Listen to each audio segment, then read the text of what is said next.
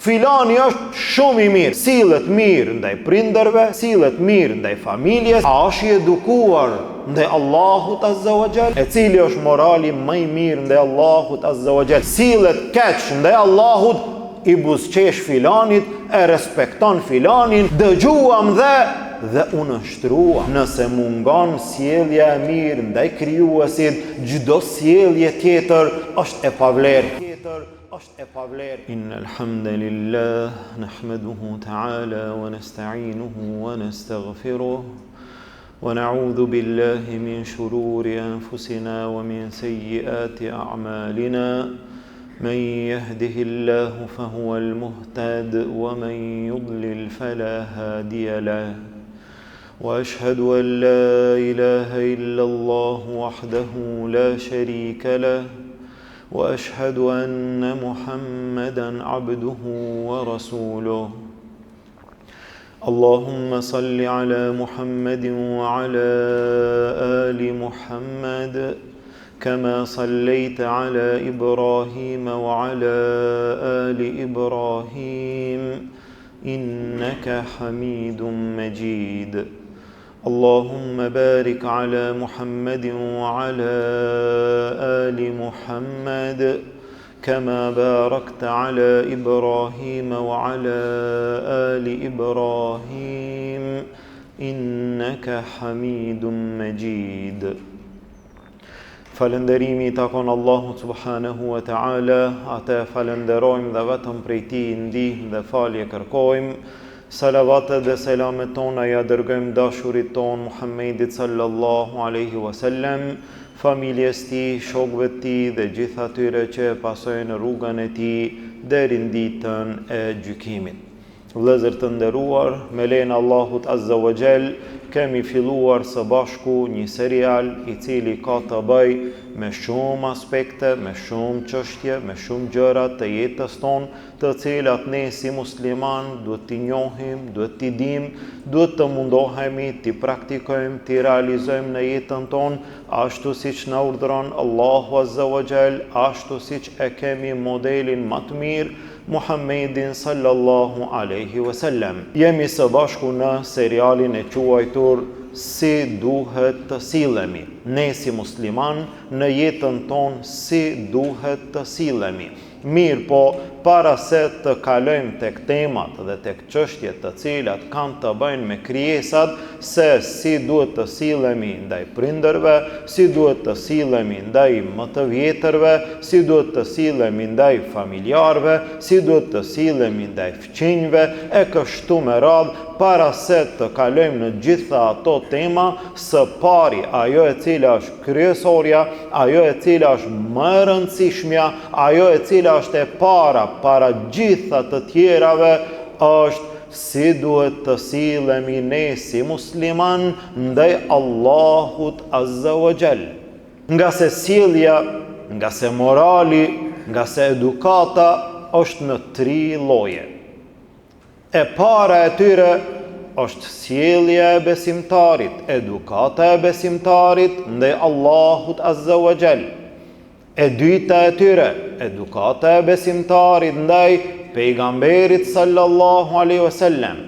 Dhe treta e tyre, fundit e tyre, sjellja e besimtarit ndaj krijesave. Megjithse sot ndoshta në shumë raste më shumë i kushtohet rëndësi kësaj të fundit, se si sillet dikush ndaj krijesave të Allahut Azza wa Jall. Megjithse sjellja e mirë duhet të jetë pjesë e besimtarit në çdo aspekt të jetës së tij. Mirë po, në sa raste njerëzit vlerësohen, në sa raste njerëzit lavdrohen me çfarë? Vetëm me sjelljen e mirë ndaj krijesave. Filani është shumë i mirë. Elhamdulillah. Si është i mirë? Sillet mirë ndaj prindërve, sillet mirë ndaj familjes, sillet mirë në lagjen e vet, sillet mirë me shokët e vet, ndoshta ban ndonjë bamirësi. Ky njeri është i sjellshëm, është i mirë, është i edukuar. Në rregull. A është i edukuar ndaj Allahut Azza wa Jall? A është i edukuar ndaj Allahut? Kjo është e para. Dhe pastaj këto tjerat, nëse mungon e para, gjitha tjerat janë të kota, gjitha tjerat nuk vlen. Çka që ti sillesh mirë ndaj dikujt, nëse ti e ke hidhuru Allahun Azza wa Jall. Çka që ti e ki një moral të lartë, një karakter të shëndosh ndaj popullit, ndaj lagjes, ndaj njerëzve me të cilët jeton mirë, po ti ndaj Allahut nuk je edukat fare. As një lloj morali, as një lloj terbije ndaj krijuesit. Andaj çështja e parë është që besimtari së pari të jetë i edukuar, të ketë sjellje të lartë, moralin më të mirë ndaj kujt? Ndaj Allahut Azza wa Jall. E cili është morali më i mirë ndaj Allahut Azza wa Jall? Sjellja e mirë ndaj Allahut Azza wa Jall, nga se njeriu mund të ketë sjellje të keqe, sjellje të mirë ndaj njerëzve, sjellje të keqe ndaj Allahut. Dhe sa mund të jetë i mirë një njeri i tillë, i cili sjelljen më të keqe e ka ndaj Allahut Azza wa Jall, ai i cili është musliman, ai i cili thotë që unë e besoj Allahun, unë e dua Allahun, unë e kam frikë Allahun, e kështu me radhë. Ky njeri mund të ketë sjellje të mirë dhe mund të ketë sjellje të keqe. Cila është sjellja e keqe?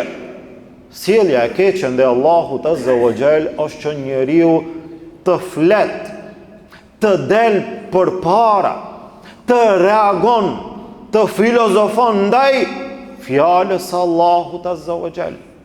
Cila është sjellja jote në këtë rast? Si duhet të sillesh ti në këtë rast? Kur Allahu Azza wa Jall thot: "Ya ayyuhalladhina amanu", o ju të cilët keni besuar, tash Allahu ju drejtohet gjithëve, gjithë besimtarve. O ju të cilët keni besuar, la tuqaddimu bejne yaday wa rasulih, mos dilni para. Mos dil para Allahu dhe pejgamberit sallallahu alaihi wasallam, mos dil para fjalës së tij. Wattaqullah, keni frikë Allahut.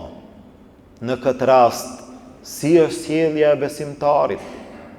Kur Allahu thot një gjë po dhe ti mundosh me thënë jo, nuk është bashkë ashtu.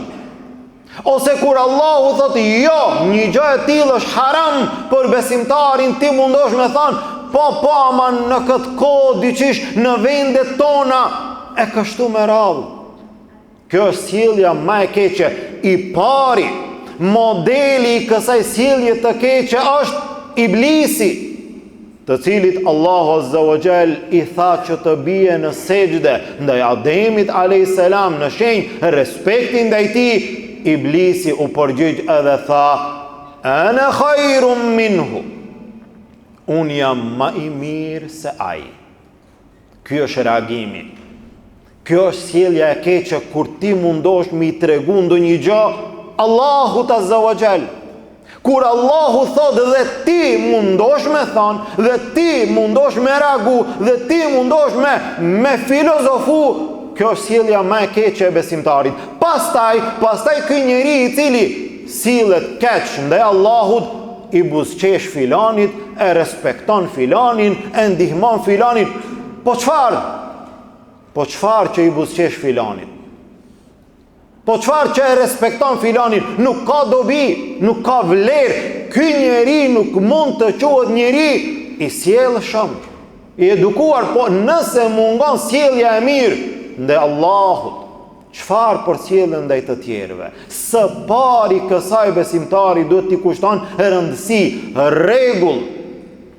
Parim për besimtarin duhet të jetë ajo e cila ka qenë çdo herë tek sahabët dhe të besimtarët në përgjithësi: sami'na wa ata'na. Kjo është sjellja, kjo është edukata, kjo është terbia. Vetëm na mjafton neve me thonë: a ka thonë Allahu në Kur'an? Po, sami'na wa ata'na.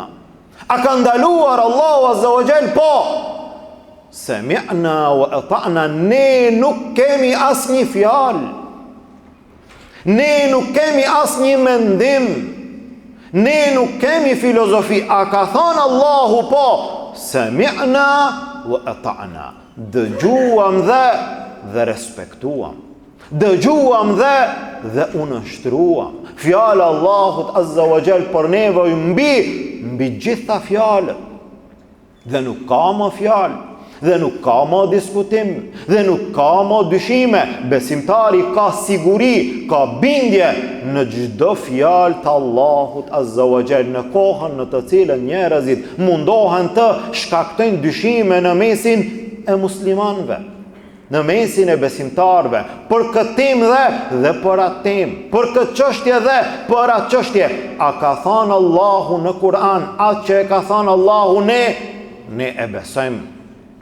Edhe nëse e kundërshtojnë jo besimtarët, edhe nëse e kundërshtojnë islamofobët, edhe nëse e kundërshtojnë anti-islamistët, edhe nëse e kundërshtojnë portalet e ndryshme, edhe nëse e kundërshton shkenca, edhe nëse e kundërshton përparimi i kohës moderne, a ka thënë Allahu po? Një gjë e tillë është e vërtetë. Dhe gjithë të tjerët mund të jenë gabim dhe janë gabim. Çfarë do zbulimi shkencor i cili mund të paraqitet sot kundërshtohet me Kur'anin, nuk vlen. Kundërshtohet me fjalën e Allahut, bie në ujë, nuk vlen. Për çfarë arsye? Nuk ka më të vërtet, nuk ka ndonjë gjë më të vërtet se sa fjala e Allahut Azza wa Jall. Andaj besimtari duhet të jetë i edukuar. Besimtari duhet të jetë i nështruar. Besimtari duhet të madhëron Allahun Azza wa Jall dhe duhet të mundohet të madhëron Allahun në atë mënyrë që Allahu e meriton. Ma lakum la tarjuna lillahi waqara. Nuhi a.s. ju drejtua popullit të tij, çka keni ju që nuk e madhëroni Allahun Azza wa Jall? Besimtari duhet ta madhëron Allahun, besimtari duhet ta madhëron fjalën e Allahut, besimtari duhet të ketë kujdes shumë në jetën e tij kur është në pyetje dhe kur vije fjala e Allahut Azza wa Jall. Ka thënë Allahu. Kjo për besimtarin është shumë e madhe. Dhe gjithashtu kur flet besimtari, kur flet muslimani për Allahun Azza wa Jall, duhet të ketë shumë kujdes, duhet të ketë shumë respekt, duhet të ketë shumë madhërim kur të flet për Allahun Azza wa Jall. Mos të përdor shprehje, mos të përdor fjalë që nuk i takojnë Allahut Azza wa Jall. Shikojeni Ibrahimin a.s. i cili i kundërshtoi idhujt e ndryshëm, i cili i kundërshtoi zotrat e rejshëm, i cili i kundërshtoi gjitha ato devijime të asaj kohe. Dhe pastaj Ibrahimi a.s. foli dhe ju tregoi atyre idhujtarve kush është Allahu Azza wa Jall. Dhe shikojeni fjalë për fjalë. Tha Ibrahimi a.s. dhe këta Allahu Azza wa Jall e përmendi në Kur'an duke thënë: Alladhi khalaqani fa huwa yahdin walladhi huwa yut'imuni wa yasqin wa idha maridtu fa huwa yashfin walladhi yumituni thumma yuhyin walladhi atma'u an yaghfira li khati'ati yawm ad-din. Subhanallah. Ky është Allahu Azza wa Jall. Kush është Allahu? Alladhi khalaqani, ai i cili më ka krijuar. Ai është krijuesi, ai i cili ka krijuar çdo gjë. Alladhi khalaqani fa huwa yahdin, ai është i cili më udhëzon mua. Allahu më ka krijuar, Allahu më udhëzon. Walladhi huwa yut'imuni wa yasqin, ai është i cili më mundson që unë të ushqehem dhe unë të freskohem. Ai më jep me ngran, ai më jep me pi. Wa idha maridtu fa huwa yashfin, dhe kur unë të sëmurem ai më shëron. Subhanallah. Dhe shikoni këto fjalë, nëse pak do keni mundësi që ta bani dallimin ndërmjet atyre. Kush është Allahu? Ai i cili më ka krijuar, ai i cili më udhëzon, ai i cili më ushqen, ai i cili më freskon, ai i cili kur unë sëmurem, ai më shëron. Subhanallah. Në të gjitha Ibrahimi a.s. tha, ai është i cili, përveç të sëmundja tha, kur unë sëmurem. Ky është morali i lartë. Kjo është sjellja. Kjo është edukata ndë Allahut Azza wa Jall. Megjithse kishte mundësi që të thot, kur ai më sëmur, ai më shëron. Ja. Wa idha maridtu. Ky për emër vetor i cili vjen për vetveten, Ibrahimi a.s. në rastin e sëmundjes e kthej në veten e tij. Kur unë sëmurem, jo kur Allahu më sëmur. Megjithse çdo gjë vjen prej Allahut, çdo gjë është me caktimin e Allahut. Mirë po, Ibrahimi a.s.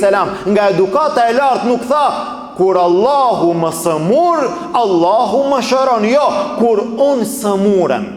Kur unë sëmurem, Allahu më shëron. Ai i cili më ka krijuar, ai është i cili më udhëzon, ai i cili më jep me ngran, ai i cili më jep me pi.